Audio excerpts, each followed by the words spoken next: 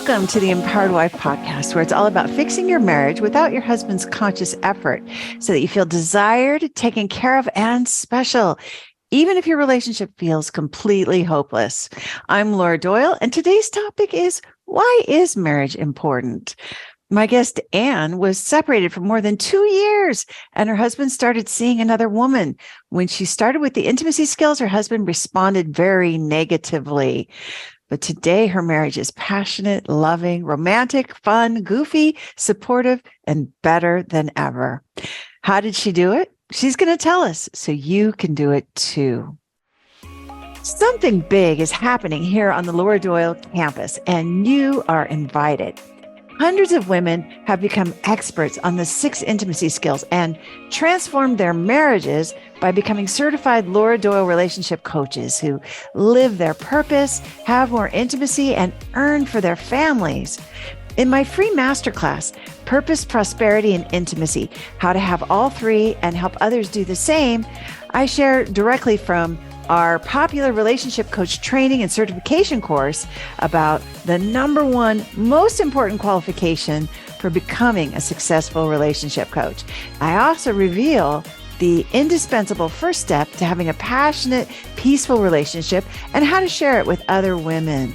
I explain about why our coaches have an unfair advantage over other relationship coaches and counselors. And I go step by step through our proven coaching curriculum and why it's so effective in saving marriages and empowering coaches. Register today for Purpose, Prosperity, and Intimacy. Have all three and help others do the same at lauradoyle.org/purpose. That's lauradoyle.org/purpose.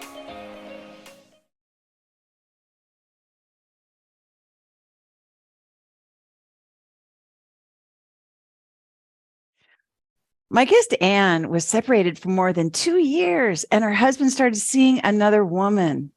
When she started with the intimacy skills, her husband responded very negatively. But today, her marriage is passionate, loving, romantic, fun, goofy, supportive, and better than ever. How did she do it? She's going to tell us, so you can do it too. Anne, welcome to the Empowered Wife podcast. Thank you so much for coming on today. I'm excited to hear your story. Well, thank you so much, Laura. I'm so excited to be here. First, I want to just say that I have manifested this moment for over a year, and I am just delighted to be here. I started writing notes a year ago on being on this podcast. So it was going to happen. Wow. So this is a direct result, this experience you're having right now, this moment, of living a dream that you started dreaming about a year ago and plotting, intentionally planning to have. Absolutely. Wow. Yeah. So you're a powerful manifester. It's gotten to there. I honestly didn't know about manifesting or anything until I learned your skills. And that's when that started for me, is that, you know what, I'm in control. Wow. Okay. I want to hear all about this. But let's start back at the beginning. Before all of that and things were not going well, what was it like in the bad old days? Well, it really progressed very, very slowly. My husband and I are actually high school sweethearts. So I was in 6th grade when I first saw him. He was in 8th grade in a musical. And then, of course, obviously nothing happened at that point, but then he was then I was in 8th grade and he was doing behind the scenes work as a high schooler. And of course he was like, nope, can't be with an 8th grader. And then we actually started dating once I got to high school, and I was 14 years old when we started our journey together. And the reason why I just bring that up is because of how long of a process of us being together has been. And he went into the military. So after that, I went to college, he went into the military, and we were in a long distance relationship for, that period of time. And I knew that if we could make it through that we could make it through anything. And that kind of got my determination going later on. And so Yeah, it was difficult. September 11th happened, and then not on top of that, like obviously it was a long distance relationship. There was a period of time we didn't see each other for 9 months. And yeah, it was a challenge for sure. So I knew that, okay, we made it through that. We're going to make it through anything. So we got married. I was 22. And then I immediately moved out to be with him. And this is kind of another part of that, of where some resentment showed up later on. At the time, I was absolutely fine with following him around. We were building his career, and I was okay with that. So, but then later on, I used it against him. And that happens, right? So at the time, like, I went out to join him, and then we moved so that he could go to college. So he ended his time in the military. He got injured, and that kind of played a piece too. He started drinking heavily, and it was in sporadic moments, but it was on his own. So it's not like he was going out and partying. What ended up happening was that he was drinking of excess on his own. And for me, I showed up in an angry place. It frustrated me. It made me angry. I showed up as the mom, the disciplinary. How can you do this? This is ridiculous. That kind of reaction. And of course, looking back in hindsight, I can say, wow, I could have shown up as a support system to him and listened to him and gave him a safe place. And instead, I was just angry. But I've learned since then. But at the time, it was difficult. Well, and you're not the only one, right? I mean, it is infuriating. Like, what do you mean you're just going to go off and drink by yourself? How ridiculous. At least have some fun with friends or with me. Or so I mean, it's understandable that you would, and it would be scary. I think it would be scary Yeah. to see him almost like medicating. Really? Yes. And it definitely was medication, because obviously, like we said, he was on his own. It wasn't him being, young and having fun. It was a serious issue. And on top of that, like, it was just, I really felt like, now looking back to, and even at the time, he got out of the military because he was injured. He was forced out. So I think there was a lot of him feeling as though he didn't do his part. He wasn't in the war, even though he knew people that were, in battle. He never went into battle. And so I think that was another piece. He just felt like, yes, he was in the military, but he didn't do his part.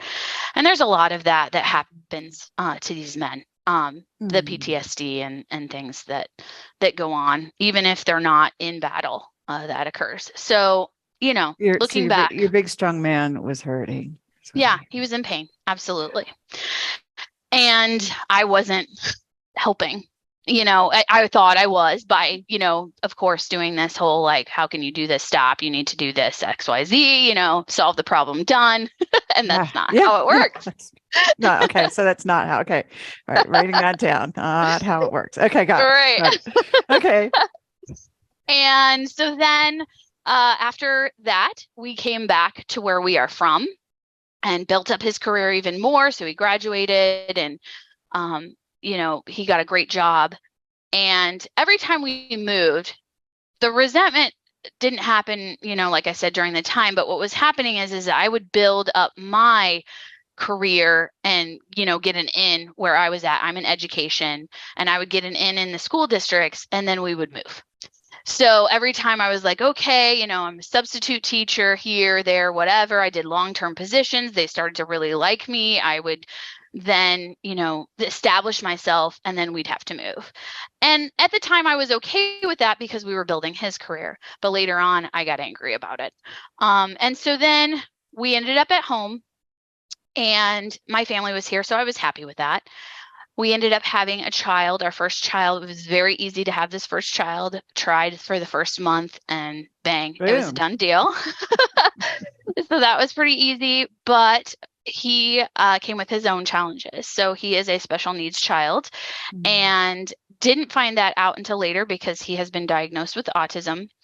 And so early on, everything, of course, seemed normal, quote unquote. And then later on, I saw some challenges that he was facing. He wasn't verbal until about 2. He wasn't playing like the other children his age were playing. And being in education, I kind of had an inkling this is where it was headed. But I kept being told, oh, he's fine. he's just a boy and things like that. And I listened to it for a little bit too long. And my husband really trusted my thinking in all of this, which I appreciated, but I think ended up in resentment because I felt pressured to make all the choices and decisions. And I think it was just one of those things of where, he thought, well, she's the educator and all that kind of stuff, so I'll let her make these decisions. But I just felt like, what if I make the wrong decision? And then if I'm making the wrong decision, it's on me. It's not on us. And so I felt that pressure, but I didn't express it either. I wasn't telling him like every once in a while, if I asked his opinion, and this leads into later on too, is if I asked his opinion, I didn't really want it. Yeah. Like I wanted him to agree with me, actually. Yeah. I didn't really want his true, honest opinion. You just wanted reassurance, like, yeah, Yeah, you're smart. you're doing the right thing. Oh, it's the controlling woman's dilemma, right? We Yes. feel lonely and burdened, and we want that, like, oh yeah, that's the right thing to do. But then if he says something different, then it's like, he just doesn't get it. I mean, I'm speaking for myself, I guess, but no, yeah. I mean, I think that's true. Like it was just, yeah, I wanted him to have my opinion, but I wanted it, to be his opinion. Like, yeah. If that's like, well, yeah. What's wrong with that? Yeah. So as things continued with that, I felt alone in those decisions. And that was kind of the beginning of that resentment building. And then the resentment continued over time. With that, along with just feeling like we weren't on the same page or with different things. Like he wanted me to be happy, so he was like, whatever you want. But I just felt alone in that, and so that was difficult. It was a challenge for sure. Yeah. So after that, we had that child, and I really wanted to have another child because I thought if we have another child, then that will help him along the way. And that would, help things along. Well, let me backtrack a little bit. So before we ended up deciding on another child, I decided to stay home for a while with our child. And my husband was super supportive of that. Even though like financially, it was a challenge for him. So it put pressure on him as far as being the sole income. But I mean, I did have kids so I shouldn't say sole income. I did provide some income, but it was minimal. And I took on some children that I watched and took care of. And that was another thing that was difficult for me, was society's take on stay-at-home moms. I felt lesser than, and I shouldn't have, but that was just, I feel like we've put that on women as a society. And it was challenging for me to feel like I had to prove myself in so many ways that I was not lesser than. And so I would take on these kids, and I would be called from the outside a babysitter, and I hated that because it was just the fact that like, okay, I'm not a teen just taking care of these kids while the mom and dad go out on dates. Like I am watching these children, I am teaching them how to learn and grow. I have a degree, and I'm educated in what I'm doing, and I have experience in what I'm doing. And so it was very difficult to feel that way, and I felt like I had to prove myself.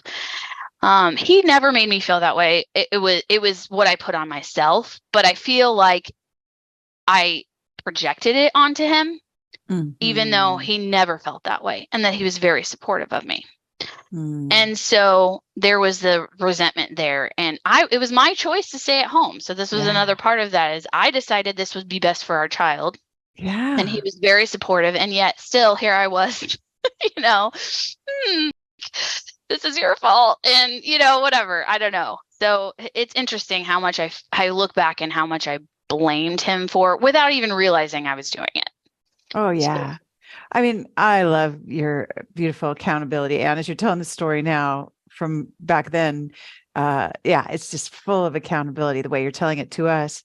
But as you say, at the time you didn't realize that you were blaming him. And also I really love his piece about feeling, I think embarrassed is what I hear about staying at home with your kids. Like that's, as a well-educated person, an accomplished, teacher, you lost a lot of status in the community, it sounds like, by making that decision and then babysitting other kids. I'm saying babysitting in quotes because as an educator, I'm sure you were doing more than just making sure they stayed alive all day, right? Which is kind of a big job. That's nothing, right? That's kind of a hard job, actually, just keep little people from hurting themselves all day. But but I get that, and even though this was your desire and this was your choice, there was a part of you that kind of blamed him that you were losing this status. Do I have that right? Yeah. And I think part of that stemmed back also from my background. My stepmom stayed home and took care of my dad, took care of the kids and that whole thing. And, I just didn't want to be the same as that. As far as just, it's all about, the husband, and that's, subservient. And you didn't want to be like Edith Bunker. That's before your time. You probably don't even know her, but like, you didn't want to be, I get it. Like a sitcom, right? Like it's all about the husband sitting in his easy chair kind of thing. And it felt like, and here you had your education. So that's kind of, it feels like insurance against that happening, but then in a way here it was happening. Yes. And then again, it was that whole, this resentment. So this is where that kind of came back in of, I followed him around. We built up his career, and where's mine? Yeah. And you've made those were sacrifices. Mm-hmm. Yeah. Even though they were my choices. Yeah. But I get it though. I do. Yeah. And I was losing myself in this time period. So not only I became mom, and that was it. There was nothing else, I feel like, to my identity. Okay. All these different pieces of who you are as a person got lost in there along the way. Yeah. So that's when I started, and the anger really started to build at that point. And then we went through something devastating. So after that, that's when we decided to have another kid. And because I really wanted another sibling for my son more than anything, because I knew he needed somebody else in this life that was going to fight for him. And I mean, I knew I was mama bear all the way, right? But at some point, I'm not going to be here realistically. And I knew that he needed somebody else there fighting in his corner. And so I was like, let's have another kid. That'll make everything better, right? And so we did try for about 1.5 years, and it was unsuccessful. And so then at that point, we went to the doctors. Everything was great with him. And in hindsight, I'm so glad for that, because I think, he tried everything to make me happy. And if this would have been his issue, that he would not be able to do, that would have made things 100 times worse, I think. It ended up being that my eggs had not so great quality, and there was not so much of a quantity, and I was still not of that age where you see that happening. So I was under the age of that happening, but it was happening to me anyway. And so I had to go through IVF. First, you have to go through IUI, which is like basically the turkey baster situation. And so that was unsuccessful. They knew it was going to be, but insurance requires that, of course. And so that's a whole nother, year of this process that is so challenging and difficult for people that are going through this. And then on top of that, I went through IVF after that. And within that process, I had a miscarriage with the first one. And then with the second pregnancy, it was actually a natural pregnancy immediately following. But I had a lot of guilt because I knew it wasn't going to be viable, and it wasn't. And I had already started, they put you on birth control in order to regulate your cycle. And I had already started this birth control. And of course, when they tell you not to take birth control, when you're, trying to get pregnant and things like that, I mean, obviously you don't typically do that, but, and so I had this, of course, guilt, feeling like, what if I created this, what if I made this mistake? And it was a whole thing, of course. And then, and then after that, I I decided to go for an egg donor. So after all this process was failing, I decided to choose an egg donor. And the first one was actually unsuccessful because I had so much scar tissue from all of the things that were happening. So I had gotten pregnant, so I had my third miscarriage at that point. And so it was just one thing after the other. Rushing. Yeah. And I just thought, it's like, what's wrong with me? And yeah, it was a really hard place, and I got in a really, really dark place in my life. The darkest I've ever been, probably. And yeah, it was awful to go through. And within that process, I felt quite alone. My husband wasn't really there. He was working a ton. And I would get, a hug, I'm so sorry, and then that was the extent of it. I have to go back to work. And he would be there for the surgeries and things like that, but I just felt like he wasn't there. So I can say he was there, but he wasn't there. And I think it was very emotional for him too.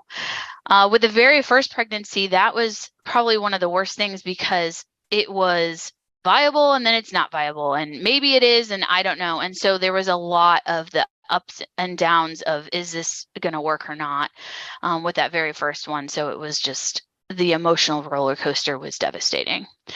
Plus but his wife was unhappy. Yeah. Very. And I think the biggest part though too, unfortunately at the time, I look back at that and that was the only thing that was going to make me happy, was having this child. And so I did everything to make it happen. I'm a very determined person, as you can tell me being here. Yeah. Yeah. Which can be a great thing, but at the same time, you can lose sight of other things in your life. And that's what happened to me, is that I can tell you not a whole lot of what was going on in my life during that time, other than trying to have a baby. And so looking back, it's very difficult for me to see the good things, to see what else was happening. So that's where that dark place began. And then we actually ended up, the second time we went through a donor, it ended up being successful after I had some surgery and things. So we finally got that baby. Oh, yay! Okay. So that was wonderful, but it didn't make me happy. What? I know. It didn't work. Laura, I thought this was it, right? No. And no, I didn't get there. So 3 months in to having this baby, my husband gives me a letter. He typically writes letters just in order to get his emotions down. That's how he does things. And we've always done that way. It's almost like brings you back to the high school times of passing notes in class. And so that's what he's always done. But the worst thing that I ever could have done is what I did. And that's what I did, which was ignore it. He gave me a letter and I'd put it to the side and basically thought to myself, I don't have time for this. And I still can't even believe that I did such a terrible, awful thing. But at the time, I was still very consumed by this baby, very consumed by my darkness.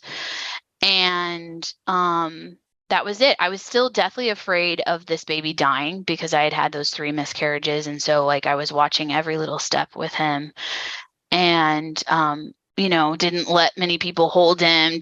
I did everything myself, and did all the things to make sure that everything was safe, everything was okay. And hard way to be a mama, right? Like, it is hard because it was taking of me, obviously, like that was all consuming. And so then he asked me about the letter and he said, "Did you read my letter?" And I said, "Oh, no, I haven't." And then I went back and I read it. And of course, that was the letter that was expressing his needs. And he had said that he was very concerned and he felt like we were roommates. And Laura, this is even worse. I was just like, I don't have time for this, and moved it to the side. And to him, I said, okay, we can work on things. And within the letter, he said something about counseling, and I said, yeah, let's just wait on that. I think we can work on it together. But really, I was like saying, I don't have time for this right now. I have this baby, and I he got to keep him said, alive. Yeah. yeah, Right. like, and he had even said, I know this is hard timing, with a newborn, but this is important. And I didn't take it as important. I didn't take it as a crisis. I didn't freak out about it. I just was like, okay, whatever. And it wasn't a matter of that I didn't care about, if I really truly thought he was going to walk out the door, I think I would have flipped out, and I did later on. You'll see, you'll hear. But at the time, I just didn't. I just took him so. I took so much for granted with him. I took his love for granted completely. Even before that letter happened, there were many times where I'd walk out the door, just say goodbye, walk out the door, and my mom would say, "Aren't you going to kiss your husband goodbye?" And I would say, "No, he knows I love him." And it's still embarrassing, I know, but like I just have to throw it all out there because it's just one of those things of like it wasn't out of not loving him. I loved him dearly. It was me not realizing how I was showing up. And I just took all of that for granted, thought he knew how much I loved him, how much I cared for him, and that's all that mattered, is that he knew that and it wasn't going to change. And that kind of thing. I didn't think that I needed to show that. I needed to express that. I needed to do all those things, treat him with respect, to show him that. I didn't see that at the time. And so that continued to take a toll, obviously. Well, 3 months after that, so now the baby is 6 months old. I start to recognize like he's been very distant. I resent the fact he's sleeping all the time. He is an accountant. And so then during tax season, he would come home, he would have to sleep, he would have to go back to work. But tax season was over and he was still doing that, where he would just come home and barely spend time with me, barely spend time with the kids. He would like sleep basically 30 minutes before their bedtime. And I felt like I had to do everything. I was cooking, I was cleaning. So the resentment was building and building at this point. And then I came to him one time because he had been playing video games. That's kind of his thing that he loves. That's his self-care. I didn't look at it as that at the No, time. that I was do him wasting now. time, was what that Uh-huh. was. Yeah. Yeah. Being And so irresponsible, maybe too. Yeah. exactly. Yeah. Yeah. So there he is, playing his video game and up all night playing his video game, Yeah. talking to other people online. And I see that as, what about me? I'm finally actually recognizing that he's not spending time with me, which it had been a long road of that. I had been in this dark place though, but I'm recognizing now it's affecting me. He's not spending time with me. And so the next morning I get up and I blow up at him. And I just am just like, I can't do this. Like, why are you spending all this time with other people? You're not spending any time with me, the blame game as it goes. And he walks out the door. And at this point, I am, this is a typical him of like when we get in an argument, him walking out the door to calm down. And I was fine with that. But then we start texting. And within the conversation, I say, well, do you even love me anymore? And when I say that, it's more of the manipulative me of like, well, it's not like he's going to say, of course I love you. And it didn't turn out that way. And that was my moment of realizing where we were. And he said, I don't know. And it was a pause before he even said, I don't know. I literally got sick to my stomach. I threw up. It was to that degree. So it was causing physical issues for me that I finally was realizing I could lose him. And I had not gotten to that point yet. I didn't realize that I could lose him. And that was that moment where I realized he could walk out the door. And so everything changed for me in that moment, but it was panic. I went into panic mode, into fear girl, and was desperately trying to figure out, okay, I got to fix this. How do I fix this? And that's me. I'm a fixer. And so, and I'm a planner. So it was like, okay, I got to find a plan. What am I going to do? And so we had a conversation. And at this point, I brought up counseling, which he had already brought up in that letter 3 months prior. And he said, yeah, okay, sure. But he didn't think it would work, honestly. So he had already given up at this point. Like, it was clear written on his face, he was done. He wasn't willing to use divorce, but he was over it. So of course I was devastated. We talked for hours and hours and hours, but the end of the night gave me hope. At the end of the night, so we had scheduled, first I'll say we scheduled our first counseling session that night. And then we had a conversation that was very deep and connected that we hadn't had in who knows how long. But within that conversation, he was honest with me, and he told me he had had an emotional affair that he had, but she had asked it to be physical, and he said, no, I would never do that. Foreshadow. But and honestly, in that moment of him telling me that, it hurt. Oh, yeah. But probably didn't hurt as much as it should have. I wasn't worried as I probably should have been. So again, this was all devastating. I knew he, at this point, at least in the crisis mode, he could leave me, but I just didn't think he would. And so then I continue, though, and the fear gets worse and worse because, this happens. But that night, I will say, the hope came from that conversation and all the deep connection that we had and the vulnerability that we had. And we made love that night that was so passionate, so close. And we both agreed that night was incredible for us. And that's what gave me hope, was that it's still there. That passion is still there. That love is still there. That's not gone. So that was the hope that I needed to continue. The next day was when I found you, Laura. Oh. So I was desperate to figure out, okay, I got to fix this. What am I going to do? And the next day was when I went searching online, and I found the 6 skills. And that's what I needed, honestly, because there was a lot of books out there. I looked, there was a lot of things out there that was very much like, it was all over the place, I guess I should say. Like, there was nothing that was concrete. Do these things and then done, check the boxes. And I needed check the boxes. Don't you love check the boxes? I love check. I did that. Yes, I'm doing this. Yeah. So that's why this was very comforting to me, and why I went directly to the skills, honestly, Laura, was that you have these 6 skills. This is what you do, and that'll fix everything. And that's what I needed in that moment of crisis. Now, of course, there's more to it than just that, right? Well, as we all are aware of. It takes more than 6 minutes. How about that? Yeah. Yeah. Maybe. Yeah. And so I knew that, but I needed something concrete like that. And so I looked at those, and I found that you had a book. And so I was like, okay, I'm going to get this book. I got it from the library. So I actually got The Surrendered Wife. I saw that you had 2 books out. So you already had the Empowered Wives out.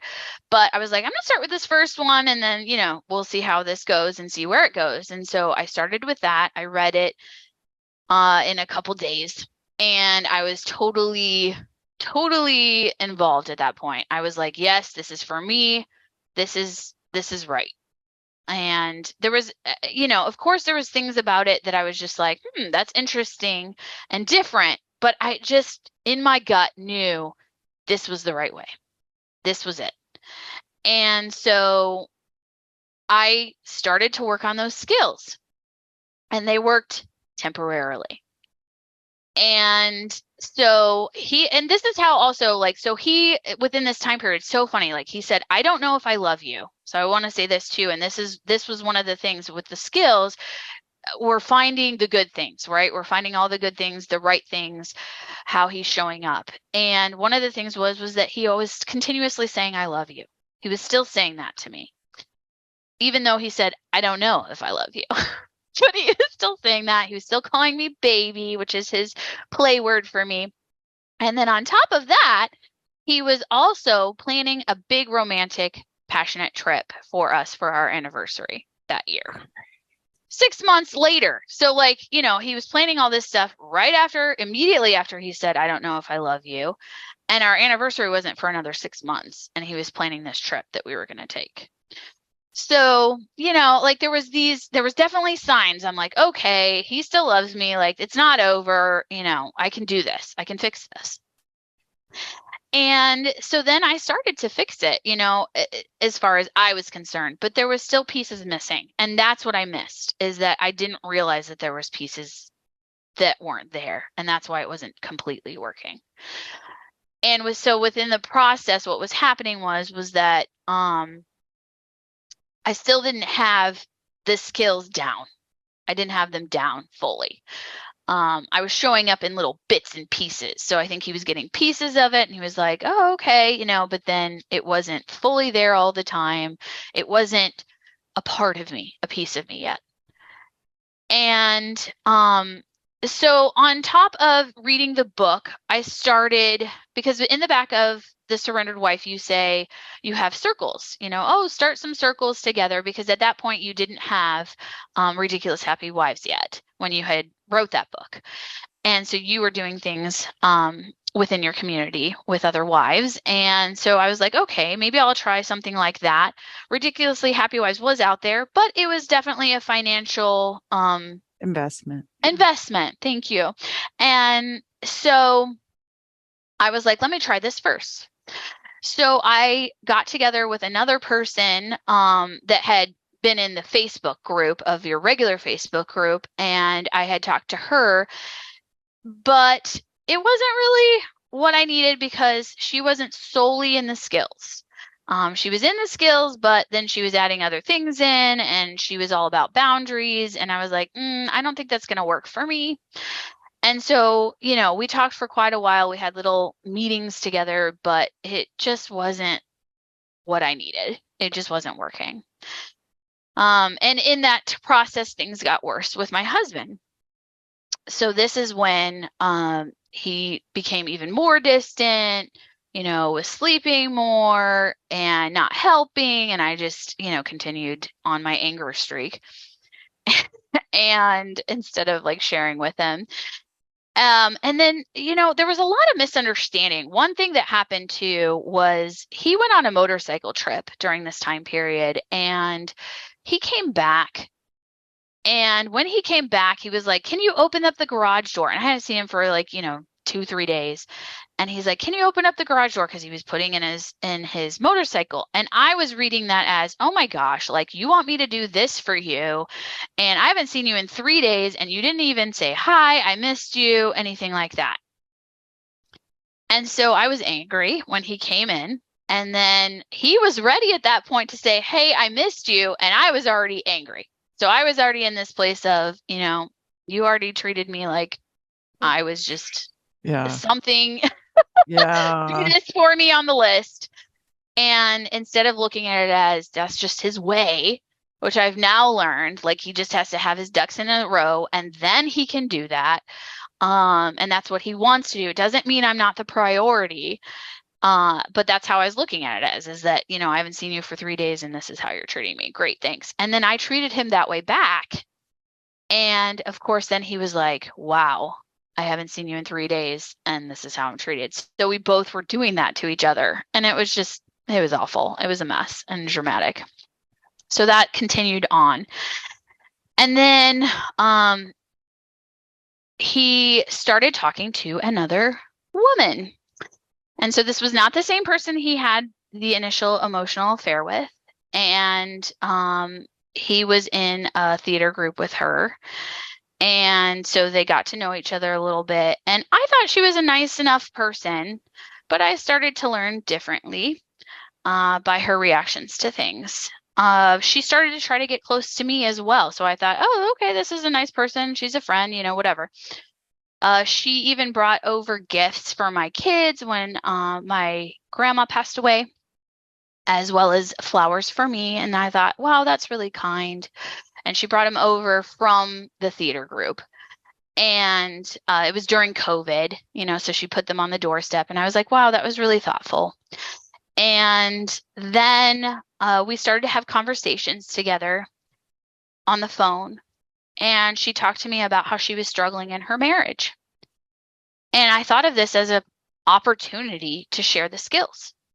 And so I shared with her your book. And unfortunately, this went to bite me in the butt because she shared them back with my husband.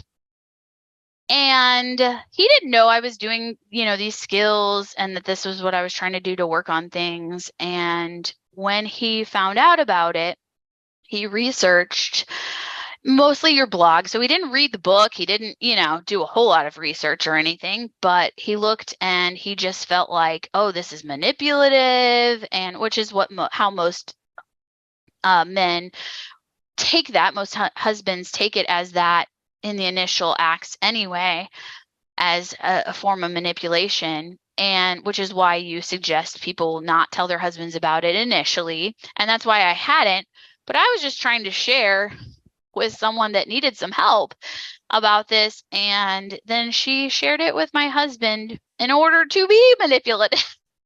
Oh my gosh. So Ouch, ouch, that's when I ouch. knew who she was as a person. And so I was like, okay, I'm going to keep my distance now from her, and I'm not going to say anything else about anything to her. And I didn't.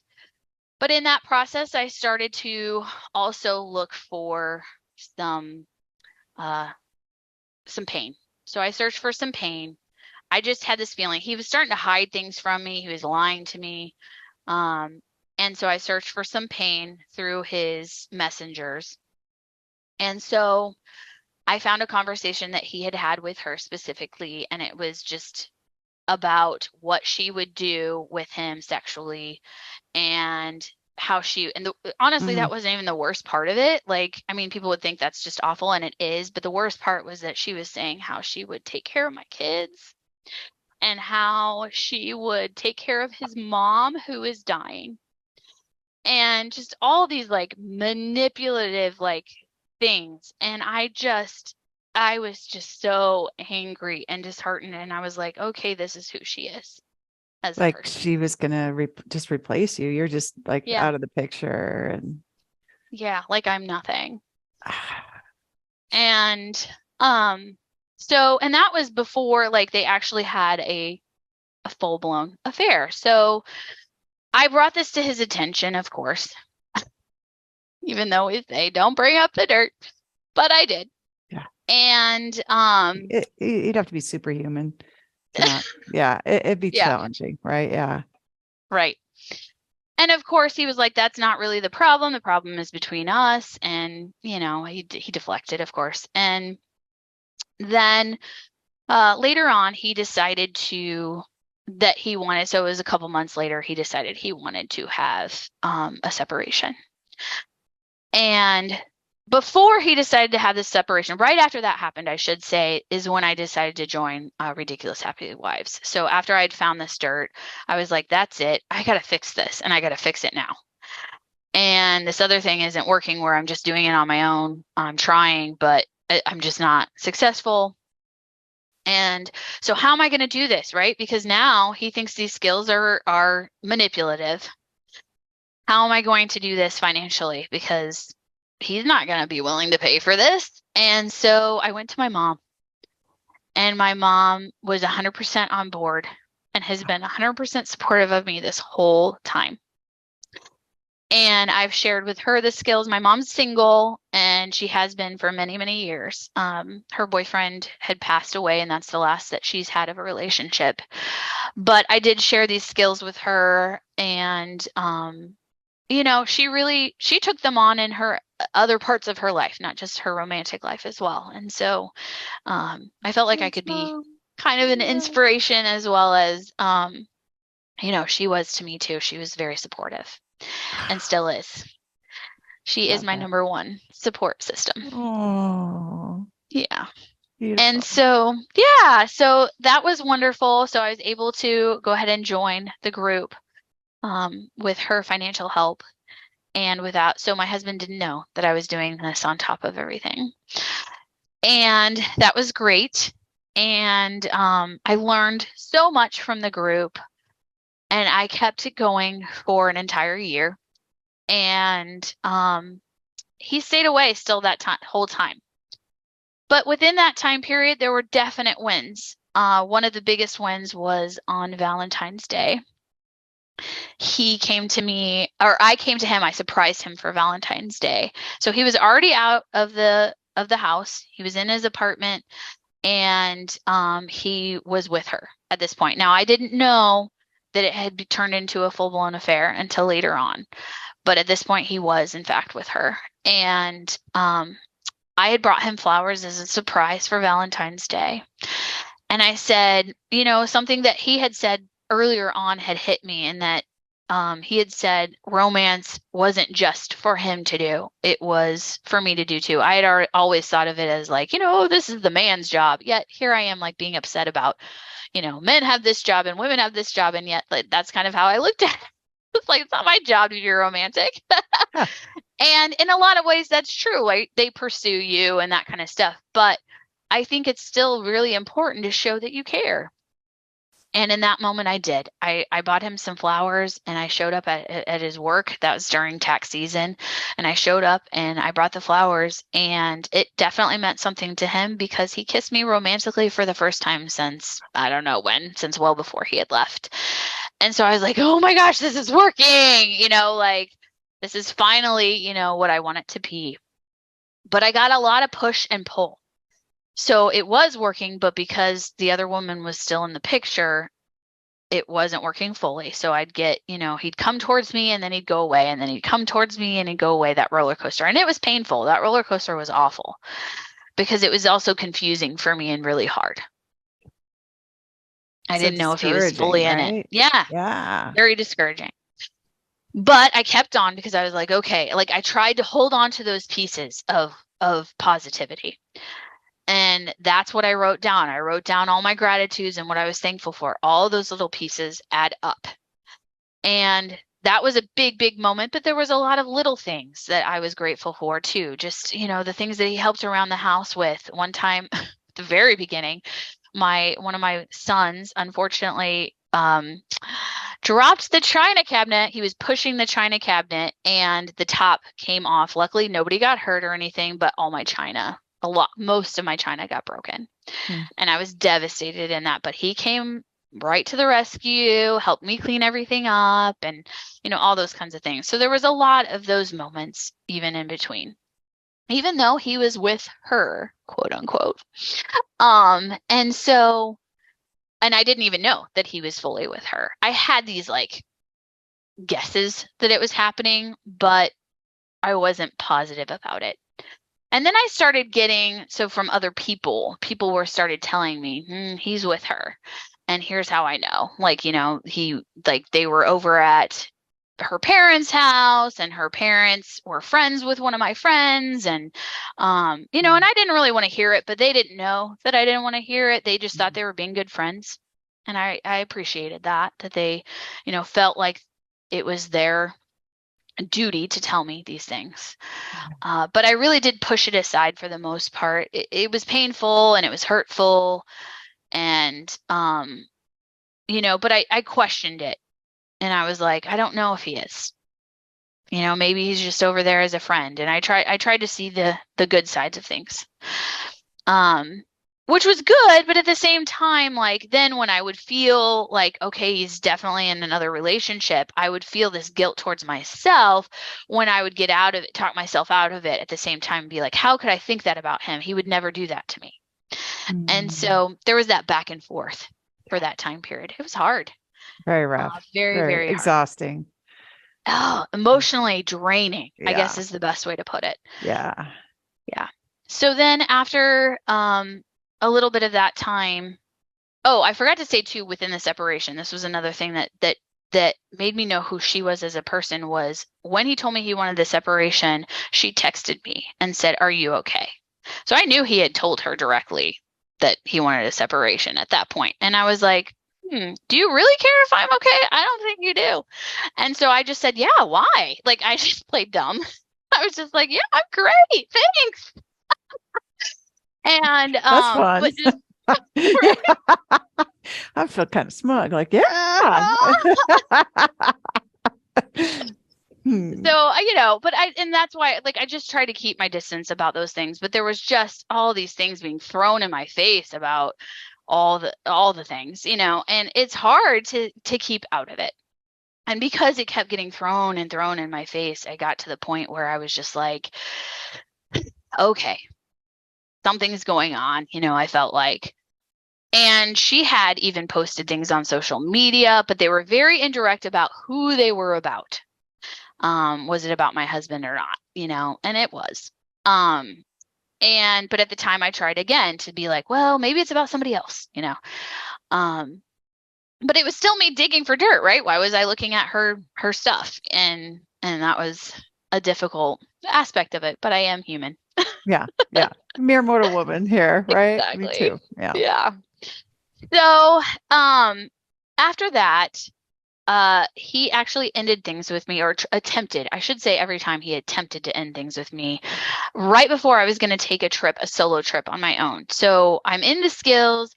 I'm really trying to work on my self-care at this point. This was going to be a self-care trip for me where I worked on myself and just went by myself. I've never gone anywhere but just by myself. And honestly, my whole life I've lived with someone else. So we got married right out of college. And so then I went and I was with him. And then when he moved out, I was alone and I hated it. I don't like to be alone. It's not for me.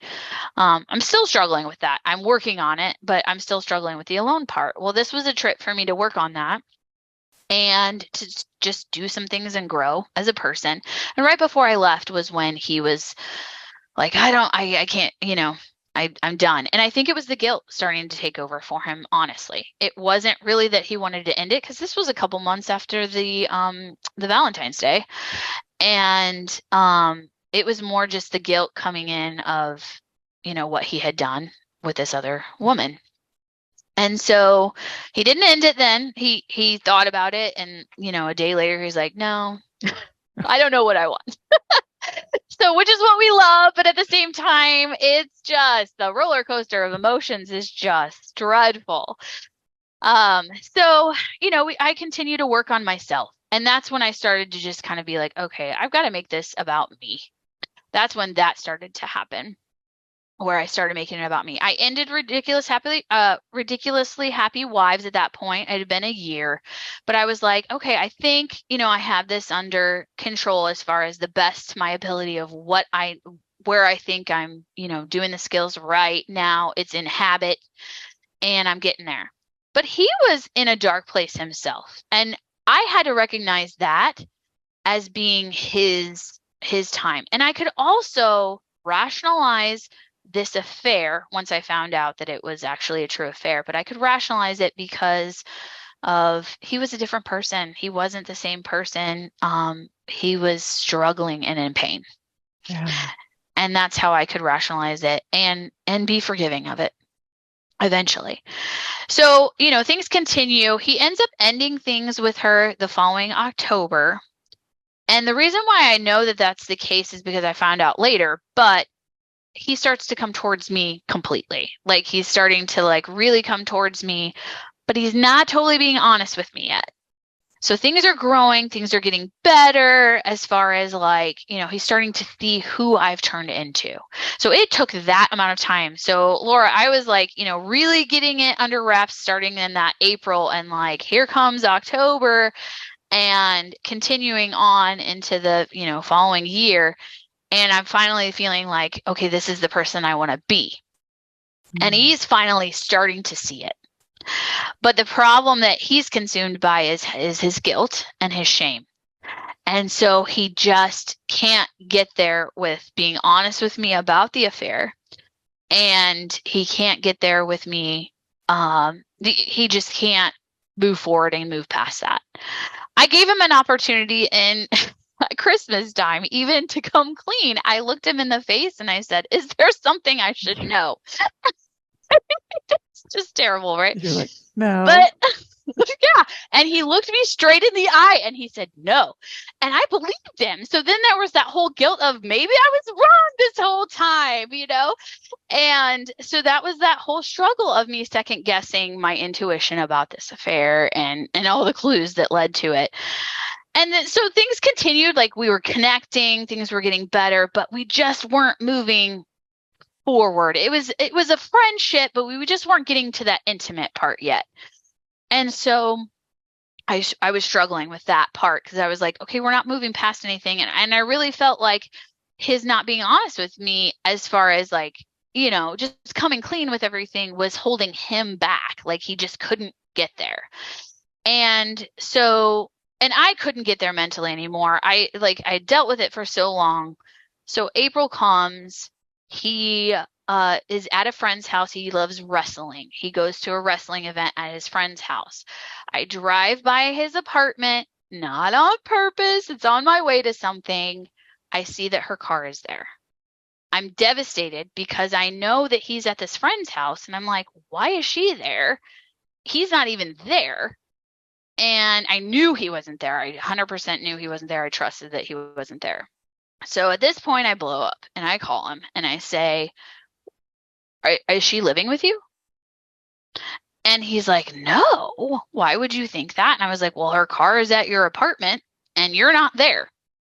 And then he goes and he tells me, well, I drove her to this event. So here she is. Like, I know at this point, like now they have some mutual friends, but at this point I'm like, she is weaseling her way into the still, even though he had ended it already with her. And he shared that with me in that conversation.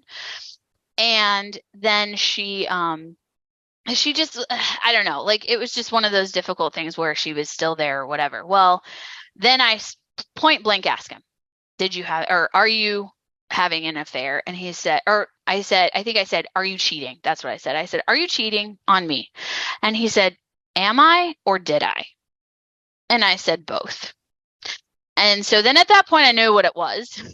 Yeah. And so he said, well, yes, I did cheat on you, but it's over. And I said, okay. And of course, that was an emotional conversation. He ends up coming home. We continue the conversation. And I tried to stay dignified, Laura. I did my best. But, you know, some humanity came out. Sure. Yeah. And some not. But I just, you know, I did say who I thought she was as a person. That was hard for me, that he would go to somebody like her. I think that was part of it, but I think it was also easy for me to rationalize at the same time because he wasn't the same person. So I could say, well, that person likes her, but not the person I know. My husband. Yeah. And so, you know, at that point he was just struggling with, could we make this work? And of course he felt like he couldn't because now I know all the things. And he thought I was never going to forgive him. And I'm angry, but I know what I need to do. So for the next month, I'm loading on the self-care and I'm distancing myself. And I think he saw the distance as I wasn't going to forgive him, but it was what I needed to do to heal. And so I wasn't really talking to him a whole lot. I was just in and out of the house. When he was here with the kids, I was not, you know, that kind of a thing. And he just thought I was angry. But finally, we had an opening moment. He actually ended things with me. We went on a trip to go see his mom because his mom's in a nursing home. And I thought that was a step forward. But then afterward, he just was very anxious and he was just like, I can't do this anymore. And he's like, I can't hold you to this anymore. So he ended it. And I knew he was ending it for my sake in that moment. So I was so angry because I just felt like he was making a decision for me. And I was like, and I had told him from the beginning, you don't make the decision. If you want this to be gone, that's your choice. Absolutely. And I respect your choice, but don't take my choice away from me. And I knew that that's what he was doing, was taking my choice away. But in the moment I said, well, I respect your decision, but I still want this marriage. And I walked away and devastated. Yeah. But at the same time, I was almost relieved in a way because I was like, this has gone on and on and on and on, and I can only take so much. person can only take so much. Well, the next day, I had seen her car driving by his apartment, and I texted him and I said some not so great words, and I said, "Wow, it didn't take you very long." And he was confused by that because he wasn't even there. He wasn't even at his apartment. He was getting a haircut. And so he kind of freaked out because he was devastated, actually. He was in a devastation about like he had made the wrong decision and all this, and here I was thinking he was back with her immediately, and he wasn't. And then that night was the big moment before things started to even get better. And so now everything was out on the table. And that night we had a conversation, but I was vulnerable finally. That was the piece that was missing. I thought that being dignified meant not showing your emotion. And it doesn't mean that at all. He didn't think that I wanted this marriage, even though I was saying I wanted this marriage, because I had to say it so that I was being careful not to look as though I was begging him to be there or begging him to choose me. And that's all I wanted. I wanted to feel chosen. And I wasn't feeling that, of course, until that moment where I finally showed him how awful it had been since the moment he had left and closed that door behind him. And I shared with him that and how painful it was. And I showed it with emotion, and I showed him verbally how much I hated it and how much I wanted him there. And that was the moment where I forgave him as well. And we moved on. He still didn't know in that moment. He said, "I don't know." But that was the moment that I knew things were going to be different. I did. And they did. They started to be different. It was very gradual and it was very slow, but that's when things started to get better. One of my friends we were going to go on a trip together in July, and it ended up not working out for the best. She had COVID, and so she couldn't go, but it meant that I had to stay behind. But I wasn't working that week or doing anything that week, and so he was going to be staying with the kids. He had already taken off work to stay with the kids, and so we spent that whole week as a family. And we grew together. And the one thing that I remember about that week that made the biggest difference to me was he was taking different pictures during the time, and I was taking different pictures of it. He took a picture that was just of me from very far away. So he was like at a distance, and we were out fishing, and he took a picture and it was just of me, and then he shared it with me. And I was like, he took a picture that was just of me. It wasn't of the boys. And there were so many times within this time period where everything, like, he would still give me gifts and things like that for Mother's Day and stuff, but it was always, or for my birthday, even more so, but it was always, well, this is from the boys. It has nothing to do with me, kind of a thing. And that was hurtful for me because it was just like, okay, even though I knew it wasn't true, it was hard to take that he was telling himself those things. But finally things started to change for the better. And then one night, I decided to get up some guts, and I actually initiated with him to give him a kiss, and he kissed me back, and it was beautiful and it was romantic, and that was the moment when things changed into passion, and has been since. Yeah. So it took him a long time to come around, but one of the things I will say that I noticed too he said, "I noticed your changes." He said, "And I'll tell you, when I noticed your changes is when you were smiling when I would leave." And he said, "It hurt me because he did take it as I was happier without him. I was better off without him." And that was his guilt. But once I showed that vulnerability was when that was the moment where he really got, okay, she does love me. She does want me. She does need me. In the sense of not need, but want me, I guess. Yeah, and so yeah. That was the big moment. And so very recently now, he has since said, I've kind of waited. This is the last straw, right? Where I'm like, he's still in this apartment, still in this apartment, still in this apartment. So he's still out of the apartment. And to this day, he is still not home quite yet.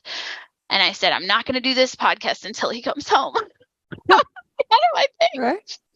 But he did share with me in March, he shared with me, I did not sign another lease and I'm not looking for something else. I'm coming home. And so I'm ready because it has been 2.5 years that he has not been in the house. And it's been about 4 to 5 years of our marriage being, where it shouldn't be. And now we are finally back to where we need to be. And I'm so grateful. Wow. Amazing story and incredible. And I love how vulnerable you are with us right now as you're sharing about, especially this night, that you became vulnerable. And I especially love hearing like you wanted to be dignified and you thought dignified meant not letting him see your tears, but versus maybe like shrieking or being angry, like losing your cool, right? Right. And that vulnerability, it's like I call it the accountable mess in a way, right? You can still fall apart. And that was actually so attractive to him, so appealing. Very. That night actually was the first time, like, too, he initiated touching me that very night, right after I had shared that. And I was like, oh my gosh, why didn't I do this so long ago? Yeah, Yeah, right, right. I love I it. finally get it. But it must have been pretty terrifying, actually. Very. It was very terrifying to share that with him. But I finally started to that was the start of that, and I have continued to open up to him, and he has been my safe house, and then I his at the same time. And so that was definitely the piece missing after, I got the control under wraps of, this is his life. And I think that was the part that was kind of confusing for me too, was I didn't want to be controlling. So by me saying these things, am I, making him come home before he's ready to come home, and that kind of stuff. So like it was hard to figure all that out. So we say these are 6 skills and check the box, but there's a lot more to that. Well, and I love there at one point you said, I finally became who I want to be. And that's when you knew, okay, I've been a ridiculously happy wife for a year. I'm the woman I want to be now. And that's really who your husband is attracted to. It sounds like the woman you want to be. Yeah. One of the major pieces that I got from coaching in there was talking about, Darlene was talking about fun, being the fun. And I was missing the fun Anne. And so I had to find her again. And I am that person 100% again. And we have so much fun together. We're very sarcastic. We have a sarcastic kind of humor between the two of us. And it's just teasing each other, but really for fun. And it got to the point where for a while there was teasing, but it wasn't real teasing. It was being real and being mean. Yeah. And I was missing what that really was and what that looks like. And he knows how much I appreciate him now. So I shared gratitudes was really the first thing that came, and it came pretty easily because I did appreciate him. It's that I wasn't showing it and he wasn't feeling it. So, and I didn't realize that there was a lot of assumption in our relationship. And so that was another big thing that I learned not to do. We have been together since I was literally 14 years old. And so when you've been with someone that long, you think you know everything about them. I don't. I still don't know everything about him, and things change. And so I've learned it's better to ask and not assume. So I don't assume anymore. And I try to just clarify things with him rather than just, oh, this is how he feels about this. This is what he thinks about this. Like that wasn't helping either. Yeah. Totally get it. Well, I love that. Well, what's your tip for someone who is where you were, where maybe they're separated, she's separated, and there might be another woman, or maybe not, but either way, yeah, it's kind of uncomfortable. And she wants what you have now, where you describe it as like a goofy, fun relationship that you're having now. There's play and teasing. Yeah. And you sound confident, right? You have a lot of confidence in your marriage today. That wasn't there when you felt like you were on that roller coaster. So, what's your tip for somebody who wants what you have now? Okay, so I have two tips. One of the tips is don't give up. It took me a long time to get here, and it took him a long time to see those skills and that that's what he wanted to. And so I respected his process as well. So don't give up on it. Don't give up on him. Don't give up on your marriage. That's number one. Number two, my second tip is be yourself. Be yourself, whatever that is. So I had to find myself again. I had to find my true self again. And that took the self-care. So that was the piece too of that I needed. Very much so. That when I was that other person that was in that hole, I had lost. So I brought back the fun me, and that's the true me. I like to be goofy. I like to be silly, and I like to embrace my flaws, if that makes sense. Like, it's okay. We are human, and that's a good thing. And I've learned to do that instead of just like be insecure about it. So it's okay. That's who I am. I'm clumsy. I am a klutz, and I just laugh at myself all the time because I'm falling over over things and spilling things. And for a while there, I would just get so angry about it. And now it's just, oh, that's who I am. Oh, well. So, you sound very confident. Did you become more confident as part of this process? Absolutely. Absolutely. Growing up, I was a very shy child. But my husband actually was somebody that brought out that piece in me, that not so shy, the bold person. And I found that bold person again, where, I'm very much a people pleaser still. And so it's difficult for me because I think that people pleaser gives you that piece of not being very confident and that you're so worried about what everybody else thinks. But I'm really trying and learning to just be me. And that's what makes me great, and everybody else too, like that's. I love it. It is very attractive. So, and what about your kids? So you and your husband have reconciled. There's a plan for him to move back pretty soon, it sounds like. How do you think it's affected your boys? Oh my goodness. So my boys, it's interesting that my boys turned into a nurturer, or a protector, I should say. They were protecting me in this process. And it wasn't that I was showing like daddy's a bad person or anything like that. It was like their natural instinct because they were now like the men of the house. Even my little guy is 4 now.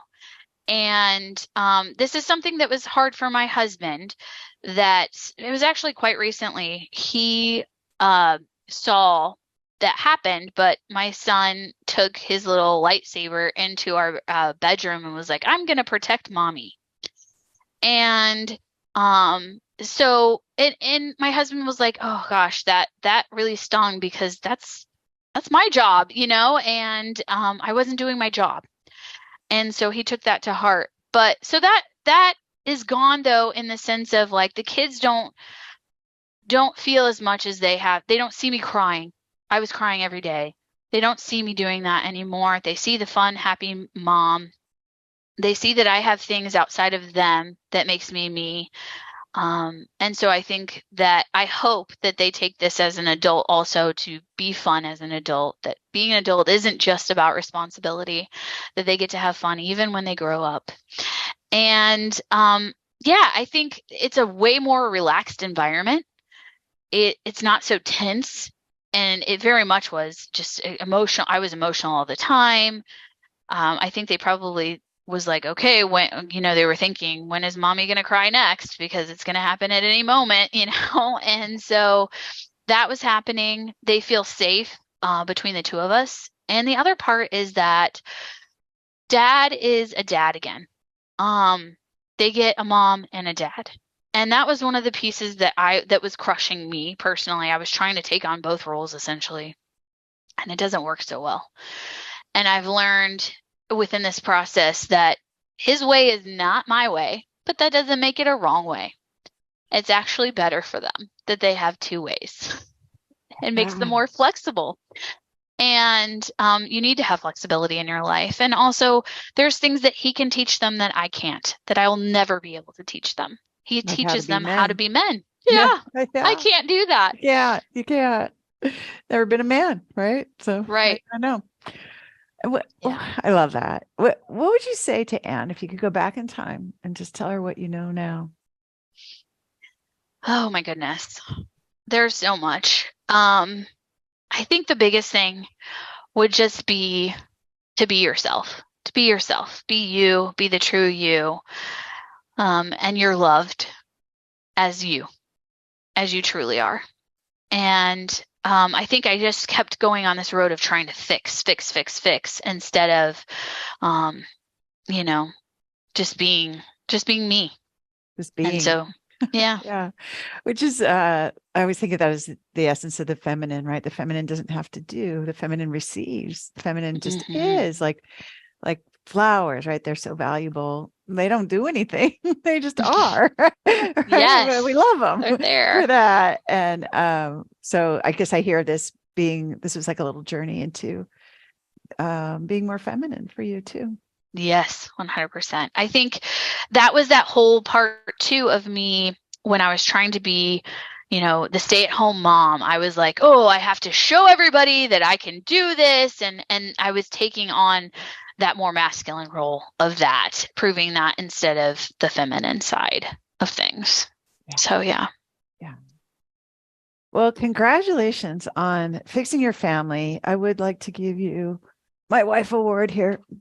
Let me grab this. Okay. Yeah, here it is. Here's your wife award. Yeah. Congratulations, Anne. You win. You get, a whole family, right? Kids who have a home court advantage. The man, the love of your life that you've had since you were a teenager, just a little kid, really. And a bright future of being your best self, just being yourself and being your best self and getting to be loved as a result. And I couldn't be happier to and more inspired to witness this journey that you've been on and be able to do my happy dance with you. I love it. Yes. Yay. Well, Laura, I want to thank you because without the skills, I never would have made it. And I am just so grateful for all that you are doing for women around the world and to make the marriages that they want it to be, make marriage the way they want it to be. And it's just so empowering and inspiring too. Thank you. Well, this has been great. Thank you so much, Anne. Thank you. If you'd like to be my guest on the Empowered Wife podcast and share about how you fixed a struggling relationship using the 6 intimacy skills, I would love to interview you. Just go to lauradoyle.org/podcast-guest to let me know that you are willing to make a big contribution to ending world divorce by telling your relationship story. I look forward to meeting you. That's lauradoyle.org/podcast-guest.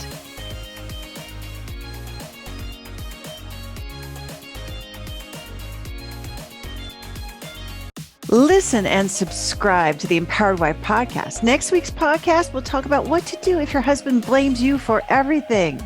In the meantime, I hope you're having lots of fun. Today's fun fact is that I got a fantastic new blender. So if anybody needs something blended, just let me know.